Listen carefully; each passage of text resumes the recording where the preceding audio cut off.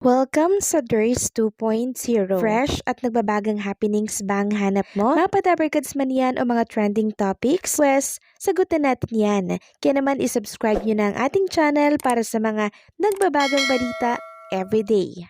So ayun, welcome back again sa ating YouTube channel mga kadabarkads, and for today's video, ang pag-uusapan natin ay tungkol po sa mga importanteng kaganapan sa loob at sa labas. So kanina bumungad po ang mga host ng Itbulaga na suot ang baro at saya, kimona, barong Tagalog. Ito po ay parte mga kadabarkads ng Grand Finals po ng Porinoy The APAM Invasion. Talaga namang pasabog at nag-prepare po ang Itbulaga TVJ Production para po sa Grand Finals ng Porinoy. Pero bago magsimula ang Grand Finals po ng Porinoy, inuna po muna nila itong segment na Sugod Bahay or Sugod Mall mga kapatid. Pero pre-recorded na po ang Sugod Mall mga kapatid kanina. At ang kumuha nga po ng atensyon ko mga kadabarkads ay yung nabunot po sa Sugod Mall mga kapatid, na kung saan ay napanaginipan niya po yung kanyang pagkapanalo dito po sa Itbulaga. Naiyak nga po ang lahat ng dabarkads natin kanina nang tanungin po si ating nabunot sa Sugod Mall kung ano po ang gagawin niya sa mapapanalunan niyo po dito sa Itbulaga. Sabi niya ipagpapatuloy niya daw po yung sinimulang business ng kanyang ama na namayapa na po noong 1 taon pa, yung tailoring shop po nila. Doon daw niya po gagamitin yung kanyang napanalunan. Habang nagkukwento nga po si ate mga kadabarkads kanina, tumutulo po yung kanyang luha. Dahil dala na rin po ng kahirapan, kulang sa pinansyal, kaya po hindi na rin kinaya ng kanyang ama yung sakit na dinadala nito. Sa edad na 66 mga kadabarkads ay nagpaalam na po yung kanyang ama. Habang kinukwento nga niya ito mga kadabarkads sa telebisyon kanina, maging si Bossing Big Soto, ramdam ko yung kanyang kalungkutan. So kanina naman binigyan po si ate ng 50,000 pesos plus mga regalo na siyang malaking tulong na po sa pagsisimula po ng business na tailoring shop na sinimulan po syempre ng kanyang ama. Samantalang bago po magsimula ang Grand Finals nitong Porinoy The APAM Invasion mga kadabarkads ay nagpakita po ng iba't ibang pambansang sayaw, itong si Maine Mendoza, and syempre itong si Julia Barreto, and syempre si Arboni Gabriel. And meron po tayong 6 na judges dito po sa The Porinoy The APAM Invasion Grand Final, at isa na nga po dyan itong si Andres Mulak, na kung saan ay pinagkakaguluhan na po kanina pa dito po sa live chat ng Itbulaga. Gustong gusto na po nilang makita itong si Andres Mulak na ilabas na daw po ng Itbulaga. Kagulo na po talaga yung mga Gen Z ngayon dahil gusto po nilang makita itong si Andres. Then kanina po shinout out si Atasha Mulak ng mga host ng Itbulaga. Then meron pa tayong isang Itbulaga host na nagbalik, si MJ Lastimosa po present, si Fifi Sharma, si Martin Uy, si Diamante, and Kanishka Gangopadiyay. So bali 6 po ang mga judges ng Grand Final po ng Porinoy The APAM Invasion. So ang 8 Grand Finalists po mga kadabarkads ay talagang sinala po ng mga judges natin. Meron silang mga question and answer portion doon na kung saan ang tanong nga po doon ay bakit po nagustuhan or paano mo minahal ang Pilipinas.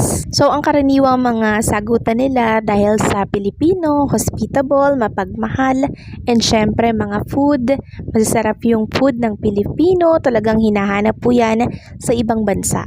And syempre nagpakita po sila ng galing, husay at talento, ano yung mga talent nila na talaga namang showcase nila sa mga judges natin kanina. And yung nanalo dyan mga kadabarkads, mag-uuwi po ng 100,000 pesos plus may travel pa po sa ibang bansa. So iba't ibang lahi po ang nasa studio po ng Itbulaga ngayong araw para syempre sumuporta po dito sa kanilang mga manok dito po sa Porinoy The APAM Invasion. Imagine, iba't ibang lahi. So buong international nanood po mga kadabarkads ng Itbulaga na kung saan ay kabilang yung mga manok nila.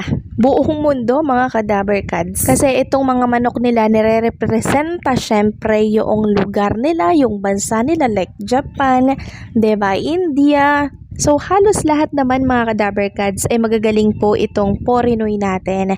Pero meron talagang isang nag-stand out mga kadaver cats na kung saan pusong Pinoy po talaga kahit na iba yung lahi nila. Nakakatuwa lang mga kadaver cats dahil through Eat Bulaga po ay na-showcase nila yung mga talento nila, 'di ba? Kasi sa oras na tumapa ka dito sa Eat Bulaga mga kadaver cats, ito na yung magbubukas ng pinto para syempre makilala ka ng mas marami dito sa bansa. Kaya naman congratulations po sa nanalo dito po sa Porinoy The Apam Invasion. And since tapos na nga po mga kadaver cats itong segment na to, pero mga tatanong kung ano daw po ang ipapalit sa naturang segment. So antay-antay lang po tayo dahil baka sa Miyerkules may bagong segment ang Eat Bulaga.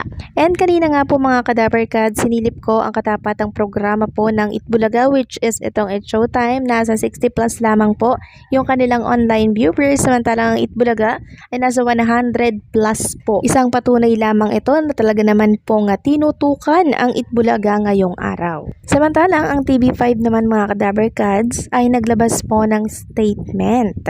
Sabi nga dito sa isang article, TV5 Network Inc. expect to finally put an end to years of bleeding with its first profitable year under the Pangilinan Group potentially happening this 2025. MediaQuest Holding Inc. President and Chief Executive Officer Jane Basas told the Star that the network is hopeful on achieving a turnaround in its financial performance this year. It's not something that I can work on overnight, but we are targeting hopefully this year we hit positive EBITDA, earning before interest, taxes, depreciation, and amortization. Yan po ang sinabi ni Ma'am Jane Basas. So if we hit that, that's the first time in the history of the organization. Sabi pa dito, TV5, we're very excited we switched TV5 into a pure entertainment network. I believe we did that in 2023. So 2024 was really a year of developing the pipeline. So this year, at least for the next 2 years, I have visibility to the pipeline already. So yun po yung good news ng TV5. Talaga naman pong nagbubunga na po yung kanilang pinaghirapan. Simula po nang napunta sa kanila ang Eat Bulaga at ang TVJ at Dabber Cats, doon po mas lalong nakilala ang TV5. Yung mga nagmamahal at sumusuporta po sa TVJ at Eat Bulaga, nagsunuran na rin po sila sa TV5 mga kadaver cats. Iniwanan nila yung giant network na kung saan ay pinamumugaran dati ng Eat Bulaga at ng TVJ. So paano mga kadaver cats, hanggang dito na lamang po ang update natin. Maraming salamat sa patuloy po na pagsuporta.